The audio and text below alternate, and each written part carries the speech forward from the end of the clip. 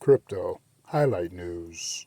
Crypto craze. What is it? Where's it going? And what it means for you. There's a lot of speculation and it is a new system and it is something that needs to mature. When government mismanaged money and inflation gets so rampant, there's a way now that people can protect their savings. And DeFi demystified. Is the financial system about to be turned on its head? With decentralized finance, we're seeing really a parallel banking system rise up together with the existing banking system. Welcome to our crypto special. It's been 12 years since the first digital currency was created during the global financial crisis. Since then, the price of Bitcoin has surged to dizzying heights, driven in part by true believers who think it's got a bright future and speculators who have a fear of missing out. It's a topic that many find a little confusing. So we've got David Chow to break it down for you with graphics by designer Alistair Croy. Cryptocurrency, it's the new wave. It's what everybody's doing. Ethereum is going to $10,000 and Bitcoin is going to $100,000. I think what's going on definitely will come to a bad ending. There's a good chance that crypto is the future currency of Earth. The first and most well-known is Bitcoin, followed by Ethereum. There's a crypto for everything, including poo and pornography. And let's not forget that joke currency based on a dog meme that Elon Musk has been spooking. It's a cryptocurrency you can trade for conventional money. There are more than 5,000 cryptocurrencies out there worth over $2 trillion. That's almost as much as Australia's top 200 companies on the ASX. The idea behind digital currencies like Bitcoin was to create an alternative payment method which cuts out the middleman.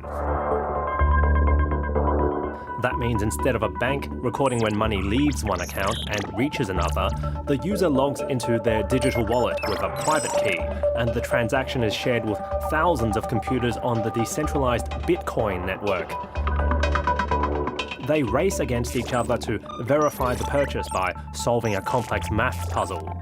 The first of these miners to solve it gets rewarded with newly minted Bitcoin. Once the transaction is approved, a block is created. It's then added or chained to a shared list of all the transactions ever made. That's called the blockchain. There's a limit to how many Bitcoins will be minted. That's 21 million. Bitcoin mining consumes a lot of energy. In 1 year, it uses up more power than countries like the Netherlands. On the plus side, this inefficiency makes it practically impossible to hack, as it would be insanely expensive to tamper with thousands of computers worldwide at the same time. The first ever Bitcoin transaction was made more than a decade ago. Some guy in Florida bought 2 pizzas for 10,000 Bitcoin, which was worth about $40 at the time. But if he had held onto them, they'd be worth over $350 million. So that turned out to be the most expensive pizza in history. Bitcoin was created in 2009 by mysterious coder Satoshi Nakamoto. Since then, it's been a roller coaster ride with a few booms and crashes along the way. It surged to a record high of nearly $65,000 before losing half its value in a month. Thanks to Tesla boss Elon Musk. Tesla pumped $1.5 billion into Bitcoin and said customers could buy its cars using the digital currency, before Elon Musk quickly changed his mind over environmental concerns. Then he backflipped again, saying Bitcoin payments would be allowed if more miners used clean energy. China has also banned its banks from providing services related to crypto transactions. And a former US president weighed in. Bitcoin, it just seems like a scam. Se aprueba la ley en términos generales. The first country to take Bitcoin as legal tender is El Salvador, and some say other nations might follow suit. In underdeveloped economies, people tend to save in Bitcoin because their currencies are devaluating very rapidly. So Bitcoin gives them a chance to keep their savings. But regulators are concerned that crypto transactions are relatively anonymous, making it popular with hackers and organised crime gangs for money laundering. And once you've got the QR code, we zap that through. Another reason why Bitcoin hasn't been taken up more widely? The transaction fees, anywhere from a few cents to $80 this year. Plus, it's slow. The network can only handle 7 transactions per second, compared to Visa, which can do thousands. It's still quite a early adaption payment method, so I think they're going to have to work out their system and get a bit more stability. Instead of spending their Bitcoin, most people are buying it just to hold on to it, like gold. Some see it as a safe haven asset to preserve their wealth in times of uncertainty, but unlike gold, Bitcoin is extremely volatile. It's not a reliable store of value as its price can rise and fall by thousands of dollars each day. Despite that, Bitcoin supporters reckon it's got a shiny future. Well, for more, I'm joined by AMP Chief Economist Shane Oliver and founder of Finder.com and crypto exchange Hivex, Fred Shabester, to discuss the benefits and pitfalls of cryptocurrencies. Shane, I'll begin with you. You recently wrote that digital currency and blockchain technology may have a lot to offer, but you don't think that Bitcoin will cut it as a digital currency. Why is that? What are the pitfalls? Well, there's a whole bunch of reasons for my scepticism. Firstly, as a currency, it has to be acceptable as a currency. And the trouble is that to do a Bitcoin transaction will take you typically about 10 minutes. And that's a function of the way the Bitcoin miners have to validate each transaction. The average cost is getting higher and higher per transaction. We're running at around $30 a transaction. It's incredibly volatile. So if you're looking to spend some Bitcoin, you don't know whether it's going to be up 20% or down 20%. So that gives it a degree of unreliability. On top of that, there's a whole bunch of other issues. It's vulnerable to hacking, security issues. Recently, we saw the FBI get into Bitcoin, a Russian hacker, and get the money back from a ransom attack that had on a US company. So that raises questions about its security. It's bad for the environment. Bitcoin. I just reject all of those things. You will get a moment in just a second. Lightning Network is free. It doesn't cost anything, and it's instant. The second thing is fundamentally Bitcoin's never been hacked. It's not been hacked, and that's just there's too many petahashes protecting it. Maybe that computer got hacked, but it's never been hacked, and it is open source. If it would have been hacked, the whole thing would have gone to zero. And anyway, if the hackers hacked it and it went to zero, they would be hacking their own money anyway. But I think what Shane was discussing there, alluding to, was the US authorities were able to get back the Bitcoin from that ransomware attack. We don't know how they did it, but they managed to get in there and get it back. But they just hacked their computer and got it back. OK. Well, I'm going to give you a moment in just a second, Fred, but if you'd like to finish. I mean, the flip side, an aspect of that is if your bank account is hacked, your bank will reinstate the money. So you've got another authority backing you up, whereas Bitcoin, you're on your own, basically, or any other cryptocurrency. As I was saying, it is bad for the environment. The security that supposedly comes from Bitcoin is the mining activity that's generating more and more, or requiring more and more computational skills or algorithms to be solved, which generates a lot of electricity use. So at present, Bitcoin is using the same amount of energy per annum as a country like Sweden or Argentina. On top of all of this, I kind of wonder whether governments are going to crack down more hard on it. Will governments want to give up on their own currencies? Will they want to give up on their control of their monetary policy?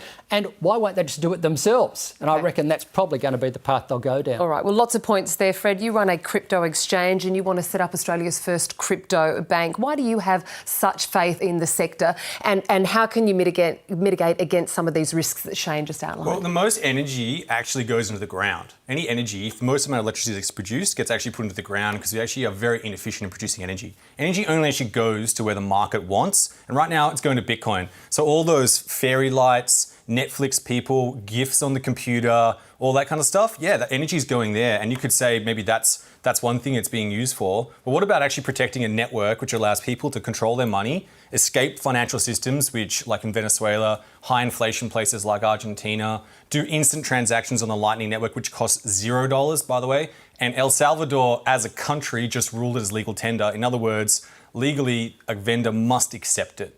And the reason why I have so much faith in it fundamentally is that you can now exit the financial system. So given that you're looking to set up Australia's first crypto bank, how big a challenge do you think that this asset could be to the traditional banking sector, especially when we know the points that Shane just made, it's volatile, there are some issues with security around it, as we've seen, and it could be subject to further government regulations? I think government regulation is great. Bring it on. And right now we're having a Senate inquiry in fintech led by Andrew Bragg. And he's a great senator and he understands the space, and we're about to put more regulation and legislation around it. And finally, it's getting more recognised. The ATO's written about it.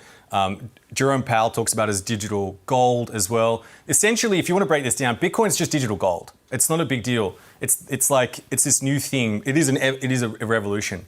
At its core for us, as if we were going to offer a crypto bank, there are things now where banks don't give you interest anymore. They don't give you. They take your money. In a low interest rate environment. Yeah, all around the world, yield's a problem. We compare rates all around the world. It's about 0.5, sometimes even negative interest rates. And we want to change that. We want to create a bank where actually the bank pays you money. Now, unlike any other fiat currencies, cryptocurrency allows you to stake your coins and you earn interest.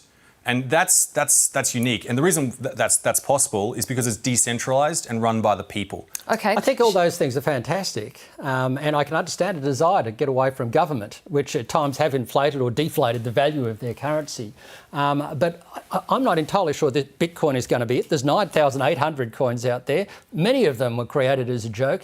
Their value or their price is often dependent on the whim of a billionaire, what he says on Twitter or a rumour flying around. It's very hard to put a fundamental value on any of this. And it's all very good to say, well, we're going to pay an interest rate, but where's that going to come?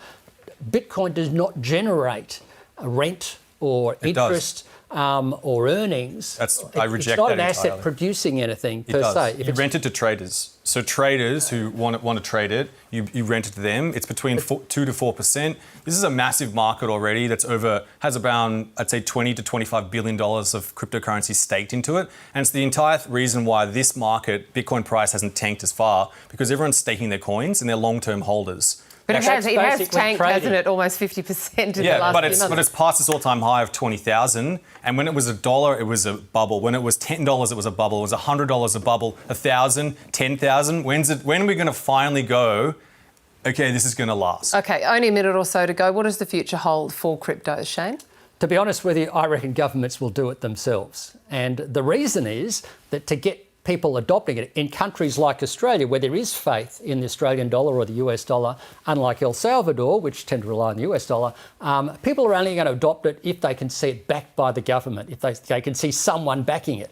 I can't see people adopting Bitcoin or any other cryptocurrency if it doesn't have that backing. Okay, and for you, Fred, I mean, I know that I've read that you're paying your staff in crypto. There are other businesses that are doing that as well. Where does this all end for someone like you in your space and the business? Where can it take you? I think we're about to create the new financial system, and every single financial institution is scared because we're bringing the new system where the people control the money and the actual systems are decentralised and it's not controlled by one central authority.